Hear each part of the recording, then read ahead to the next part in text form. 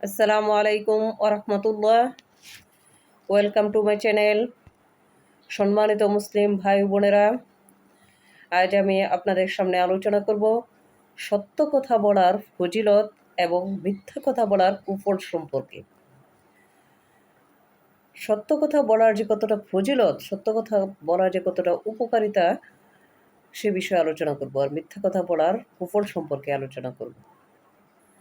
তার আগে আপনাদের কাছে একটি অনুরোধ, আপনারা ভিডিওটি দেখার পূর্বে চ্যানেলটি সাবস্ক্রাইব করে পাশে থাকা বেল আইকনটি অন করে রাখবেন, যাতে পরবর্তী যে কোনো ভিডিও আপলোড হওয়ার সাথে সাথে আপনাদের চ্যানেলে পৌঁছে যায়, এবং ভিডিওটি শেয়ার করে দিবেন যাতে আপনাদের অন্যান্য ভাই বোন পাড়া প্রতিবেশী আত্মীয় স্বজন সকলেই দেখতে পায়।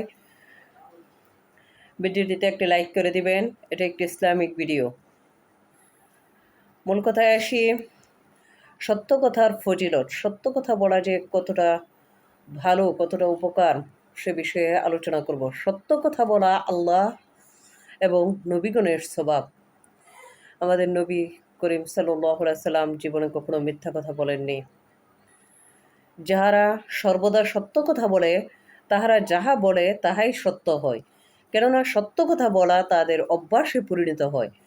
তাই যে ব্যক্তি সর্বদা সত্য কথা বলে, আল্লাহ তাহার কোনো কথায় মিথ্যা হতে দেন না। যে ব্যক্তি সবসময় সত্য কথা বলে, আল্লাহ কিন্তু তাহার কোনো কথায় মিথ্যা হতে দেন না। তাহাকে জনগণ এবং মানব সমাজে সত্যবাদী রূপেই প্রমাণ করে দেন। আল্লাহ তাহার কোনো কথায় মিথ্যা হতে দেন না। মিথ্যা কথা বলার কুফল, মিথ্যা কথা বলা মহাপাপ। মিথ্যা কথা বলা কিন্তু মহাপাপ। মিথ্যাবাদীর ঈমান থাকে না, মিথ্যাবাদীকে কেউ বিশ্বাস করে না, মিথ্যাবাদীকে কেউ সম্মান করে না।